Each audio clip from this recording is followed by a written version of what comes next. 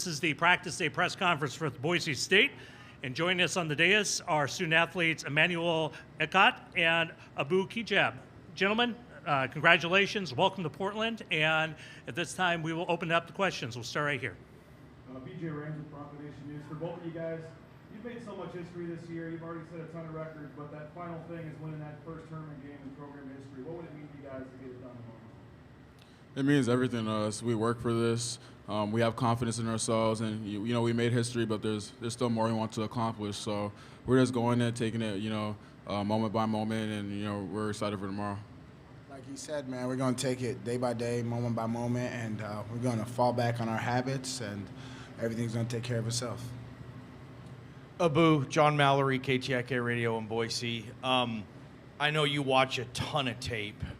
In a short period of time, how much have you been able to cram in on Memphis, and what are your initial thoughts? We've been watching them for a little while now, a couple days, and they're a really talented team. Very athletic, play a different style of basketball, and you got to come to play against Memphis. Like I said, they're a really talented team, very long, and they could beat anybody in the country. So you really got to come ready to play. E-Man, and Abu, you can answer if you want here. You guys both transferred from big schools, Arizona and Oregon. Those schools usually more prone to face a team that looks as physically gifted as Memphis does. Do you think that helped you early on in your career, and you can pass some of that knowledge to some of your current teammates who maybe haven't faced a team as big or as physical as what you're going to see tomorrow, E-Man?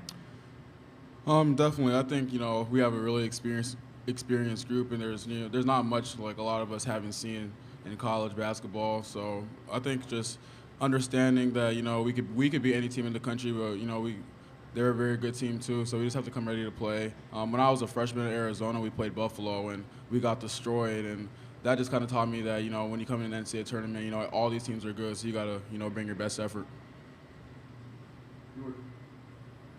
Jordan Kay with the Idaho Press. For both of you guys, the cliche around this time is experience wins in March, but for both of you guys, what's the difference in playing, for 1 year together and now in a couple years? How much have you grown, and what do you see as the biggest advantages of that? We know each other's game very well. We know what we do well, we know what we're not good at, and we stick to our strength. That's pretty much it, to be honest. The game is very simple if you let it be. So we just try to go out there, make the simple right plays, and over the course of a 40-minute game, you have something special at the end. Like Abu said, we understand each other's strengths. We have really good chemistry, and all our games are really different, but I think it complements each other really well. So I think just having that understanding of how to play with each other is going to really help us this tournament. Gary? Kerry Eggers, KerryEggers.com. Abu, you started your career at Oregon, first 2 years, and transferred. What's the difference in the two programs that you noticed, and how has the change been good for you? Boise State's just been unbelievable for me. I love the family atmosphere that I experienced right away. Coach Rice did a tremendous job of, really helping me fit in. And it's just been an unbelievable experience for me at Boise State. I'm very grateful and thankful for everyone that helped me throughout the journey. And it's just been an amazing experience. I could sit here all day and talk about it, but I really got to give a shout out to my Boise guys. They really helped me out. Jay? Jay Tice, KTVB. Abu, if you wouldn't mind telling, why is Emmanuel such a good leader, and how will those qualities help you on the court tomorrow? And then Emmanuel, if you could answer the same question about Abu after he said. Emmanuel's unbelievable, man. He's unbelievable. He's our point guard. He's extremely vocal. He's our rock. He holds us together. Even in those games that he wasn't playing this year, you can hear him on the sideline, and just his voice and presence makes a huge difference. He has so many great qualities, and the stuff he does on the court is just, the numbers don't say enough about what he does. You know what I mean? The passes he makes, those skip passes off the pick and rolls, those dimes he throws out of the post, his ability to create his own shot from 3, 2, and at the rim. So he does so much for us, and he's going to continue to do that, and I can't wait to play with him tomorrow. It's going to be great. Appreciate you. And for Abu, he embodies what Boise State's about. He's a great teammate, great leader, He's always so vocal. He has a really great understanding of the game, and he, lets us know, things we could do better on the court. He holds us accountable, and then on top of that, he's an ultra competitor and a really, really, really good player. And I think, sometimes it goes, understated. I mean, he was a second team player in the Mountain West, and I think we all know he was a first teamer. So he's just a really good player and a really good teammate, and embodies what Boise State's about. Bob Buehler, Bronco Radio Network. For both of you guys, you were with the team last year. Boo, I know you didn't play in the game against Memphis. Both teams are in the NCAA this year. You guys were both in the NIT. So where do you guys think you're better than last year? And then from looking at film, where do you think they're better? It starts with our defense and rebounding. It's been a big emphasis all year, and I think we did a pretty good job of continuing to bring that every single day. And Memphis is a really talented team. I feel like they got better since last year, adding new guys to the squad and, just having a whole nother year together. And they're a really tough matchup, but, that's what it's all about. I love to compete. My teammates love to compete, and I want our first game to be a tough one. I'm glad it is. It's a blessing in disguise, and I can't wait to play. Yeah, our team definitely, like Abu said, I think defense and rebounding, we took a huge leap. And I think just, having, our roles more carved out, really understanding, the game plan. And then for Memphis, I mean, they have a lottery pick in Jalen Duran, who's, a lot to handle on the glass. So adding him is, huge. And then, they have a lot of, big athletic wings who got a lot better. So it's going to be definitely a battle. Will Hall, KTVB. Abu, I know you're a film junkie. What stands out to you about Jalen Duran? He can actually pass very well. So if you're doing a pick and roll and he gets out on that short roll, he's very capable of throwing those lobs up to his guys down below, or hitting the guys in the corner when they help, or, going in there dunking or hitting a little floater. So he's a very talented player, and he's also an extremely good defender, one of the best shot blockers in the country. So he's a really good player. You got to be locked in on him, and I love the challenge. My guys are going to embrace the challenge, and that's what basketball is about. So. J-Tuss, KTVB. Abu, talking with Penny Hardaway earlier today, he says that he really respects your game, and he said that you're a force to be reckoned with. What does it mean to hear a guy like Penny Hardaway, who obviously has his place reserved in basketball history, say that about you, or he respects your game? It feels good, but obviously I can't get too caught up in it. We still got a game to play tomorrow, and Penny's a hell of a player, Hall of Famer, and just to hear that from him feels good. But like I said, you can't get caught up in all that. We still got to go tomorrow and play. DJ Raines again with Bronco Nation News. First tournament appearance for most of the rest of your guys here, and for this program, in 7 years. I know you guys haven't been out there for the practice and stuff yet, but how confident are you guys that this? Why is this moment not going to be too big for this team? Why is a veteran team like this ready for a moment like this? I think the only difference between this tournament and all the other games we played is there's millions of people interested instead of, just a couple thousand or hundreds. So I think it's the same process, just a basketball game at the end of the day. So, we're just going to look at it like that and, come out to compete. Like he said, we're going to approach it with the same mentality we approached every game, whether there's 10,000 people in the stand or 100 in the stand. It doesn't matter. So. We have one question from the Zoom room. We'll take that, then we'll come back to the room. So Taylor Allen, you should be able to unmute. Go ahead. Can we bring our audio up?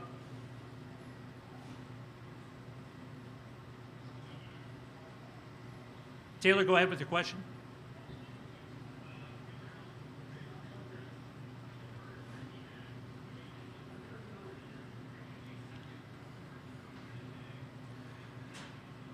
We're not able to hear the question here, so we'll get the technical difficulties worked out. We'll go right here in front, Jim.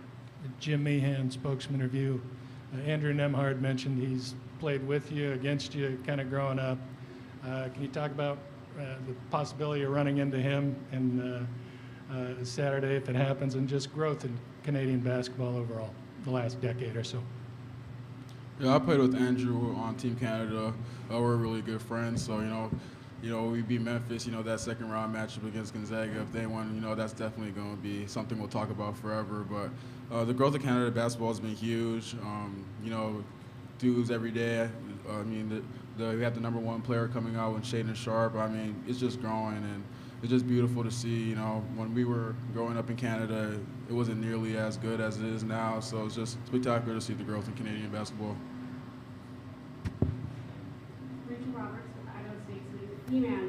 How does having a regimented schedule help you guys to kind of take that same mentality of one game at a time? Sorry, can you repeat the question? Yeah, no problem. How does having a regimented schedule help you guys to keep that same mentality of taking it one game at a time? I think it's just, you know, nice. The NCAA tournaments, you know, it's a once-in-a-lifetime thing almost. It's a spectacular moment, and just being on a schedule, you know, having an open practice and interviews is just enjoying the process of, you know, being in the NCAA tournament, and our team's going to enjoy it and, you know, take it moment by moment. Abu, John Mallory, KTIK, Boise. When you watched Memphis, when they lose, when they don't play well, what typically happens? Is it the same problems, or what would those problems be when they lose? They give up a lot of open threes. The way they play, they want you to go to the rim and try to put something up, and they have amazing shot blockers, so they're coming in and smacking that off the glass. So when they get beat, they usually give up open threes, and if anyone gives up open threes, that's going to beat you.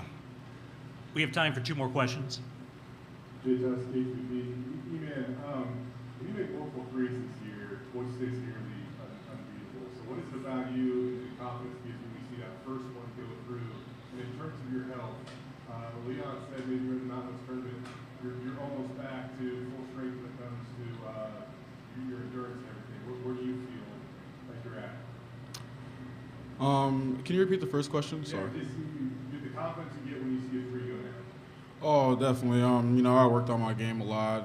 It doesn't matter if the first 3 misses, the second 3 misses. I'm shooting every shot like it's going to go in. So I think just the work has given me confidence in my 3-point shot. And then can you repeat your second question? Yeah, just your health. You feel like you're back. My health, yeah, definitely.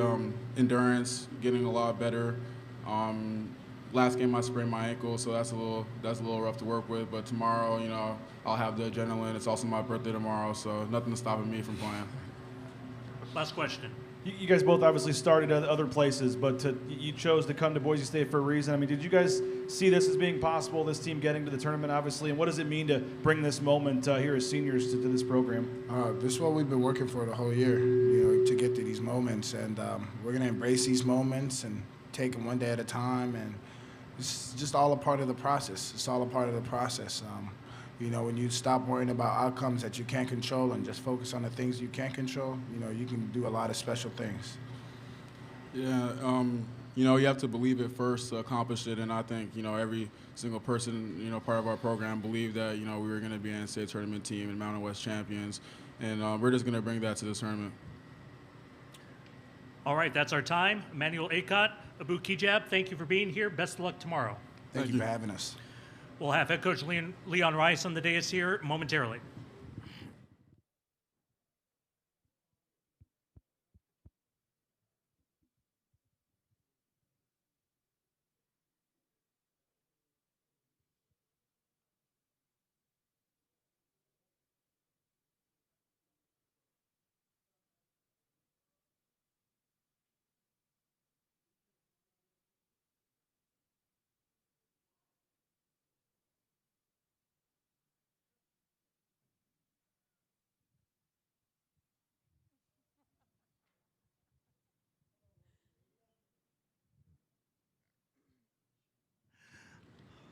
All right, with us now on the dais is Boise State head coach Leon Rice.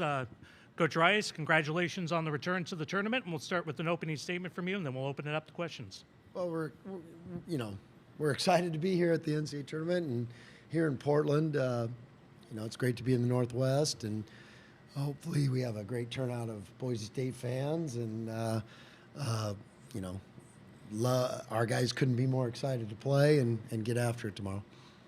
Lindsay. USA Today. Hi, Leon. There's a few families in the NCAA tournament. Obviously, you and Max, but then there's also like Will Graves is playing at GU, and while his dad coaches at Oregon. It's unique to have. Joe Few is it? Yeah. Yeah. Don't forget Joe Few. There's a lot of them.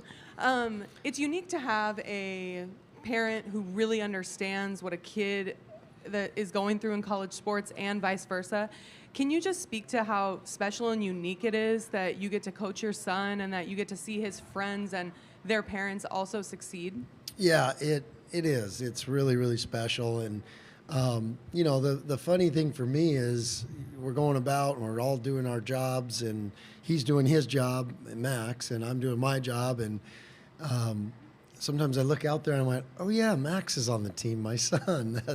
But, you know, when I went through the decision-making process he and I did together, I reached out to tons of coaches that had had the opportunity to coach their son, not just basketball coaches, football coaches, Dan Hawkins.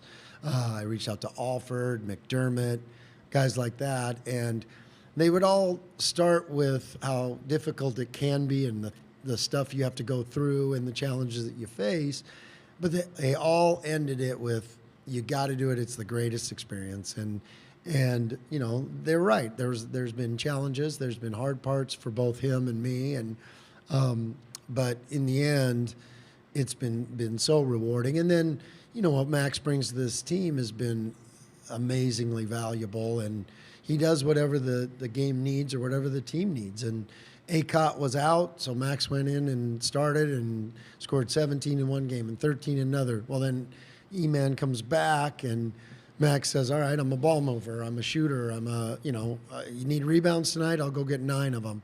And so his role on this team has been so important.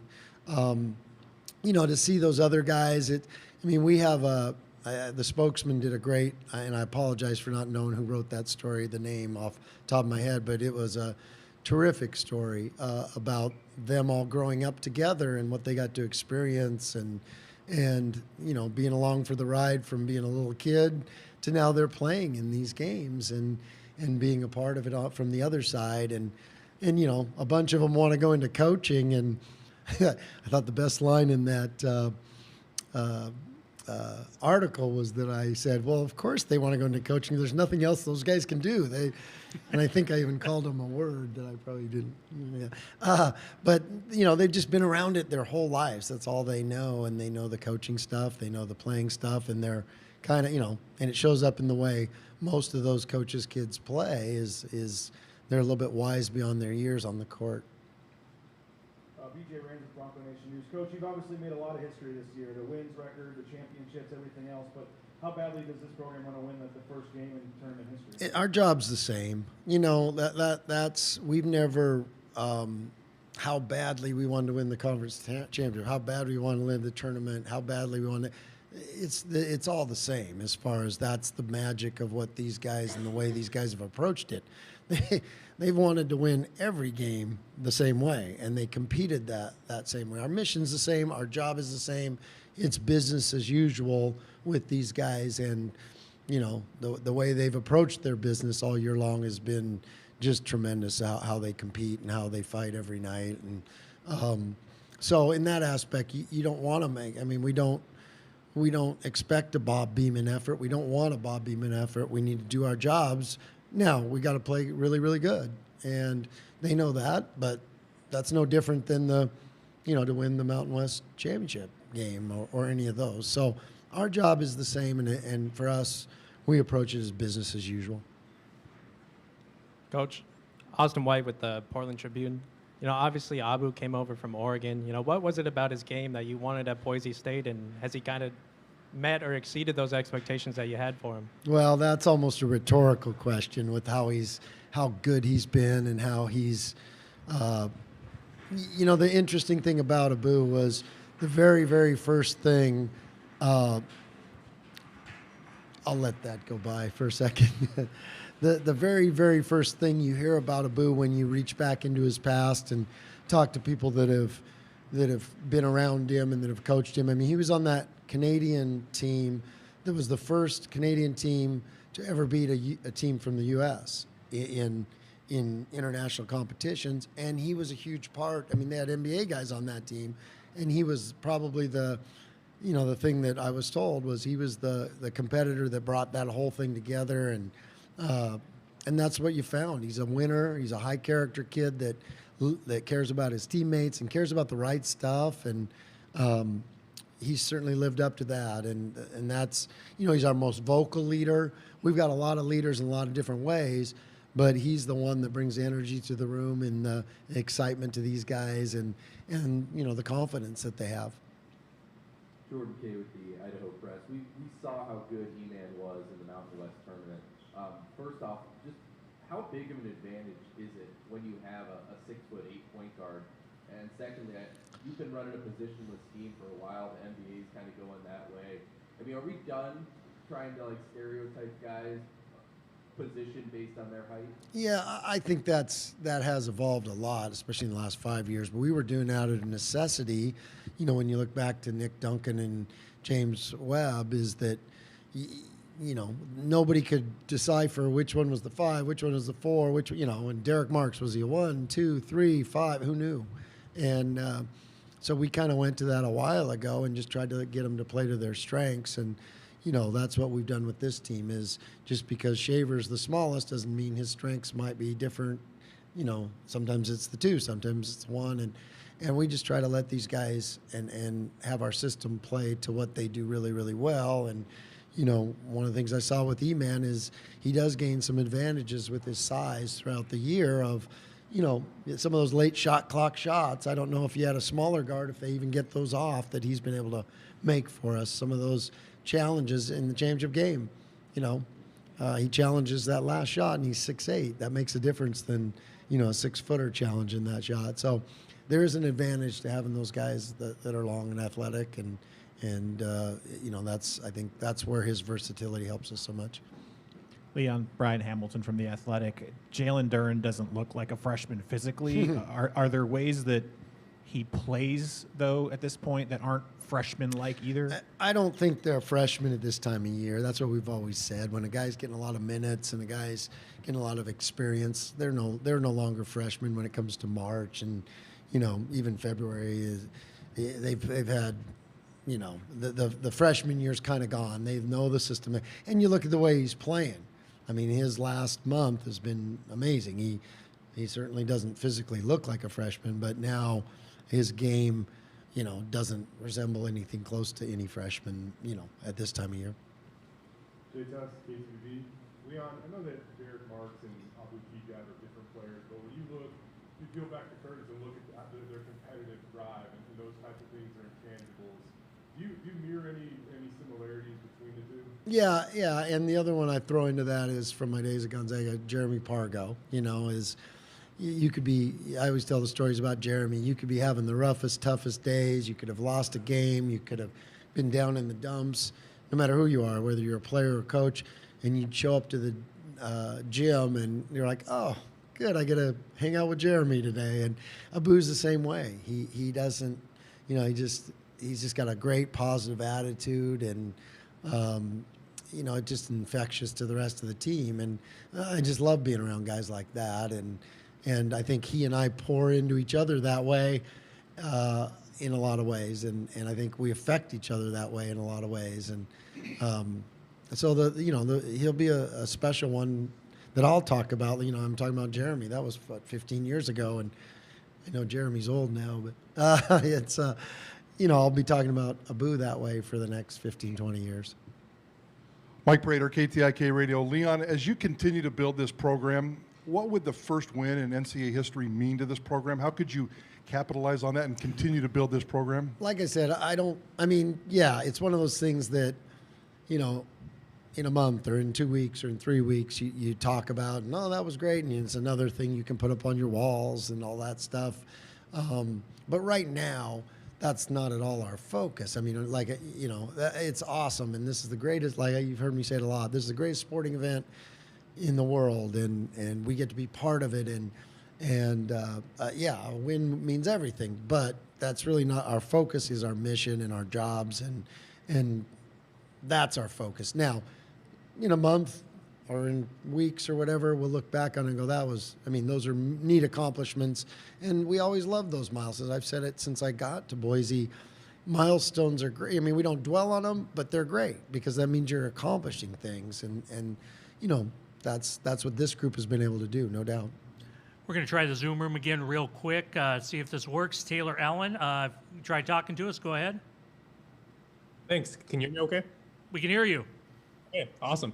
Taylor Allen from the Winnipeg Free Press. Coach, I'm sure you spoke to this many times this season, but what has Emmanuel Akot meant to this team, and how has he helped you guys have a record-breaking season? Well, he's another one that he has great confidence, and he's been a great team guy, and then his versatility has meant so much to this team. And you can put him on, you can guard 1 through 5. And last year he played, probably was one of the only players in the country that actually played 1 through 5. So his versatility gives us such a freedom to use all the other guys in different ways that let them play to their strengths. And but yeah, he's I think that's maybe the biggest thing, is his versatility's meant so much to us.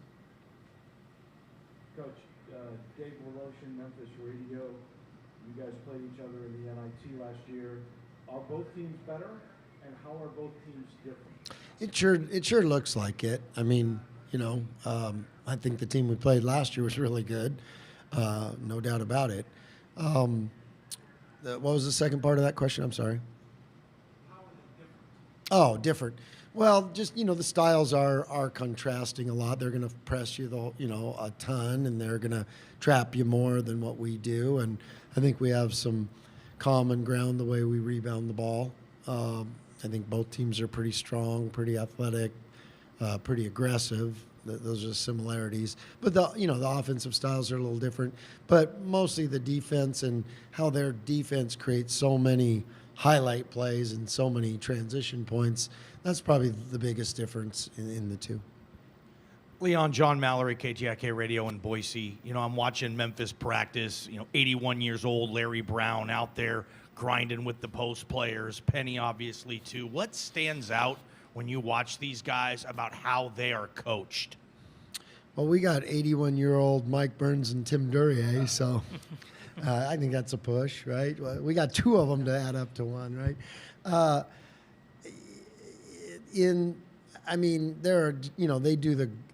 They do a great job with what they have, and fits their talent, and they play to those guys.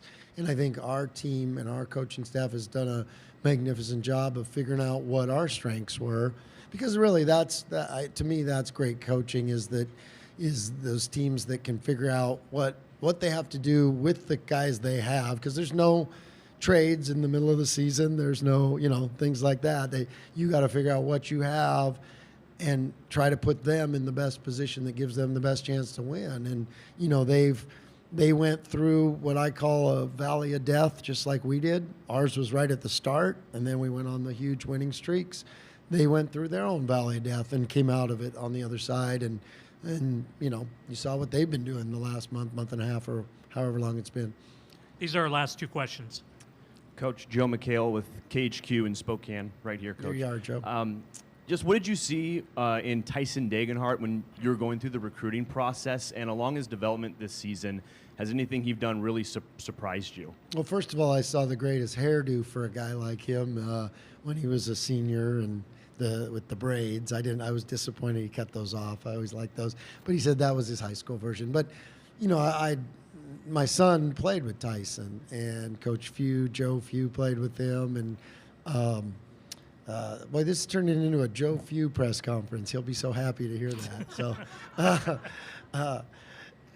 but we saw, first of all, high character. I mean, he's such a winner. We saw that from the time he was in like 8th or 9th grade, and